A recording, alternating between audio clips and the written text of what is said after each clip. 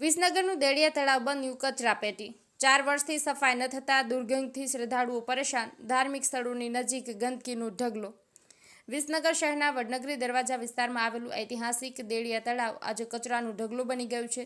66 વીઘામાં પથરાયેલા આ તળાવની આસપાસ છબીલા હનુમાન, શનિદેવનું મંદિર અને રામજી મંદિર તેમજ મુસ્લિમ સમાજના કબ્રસ્તાન અને દરગાહ જેવા ધાર્મિક સ્થળો આવેલા છે। શહેર અને આજુબાજુના ગામોમાંથી મોટી સંખ્યામાં શ્રદ્ધાળુઓ અહીંયા દર્શન માટે આવતા હોય છે।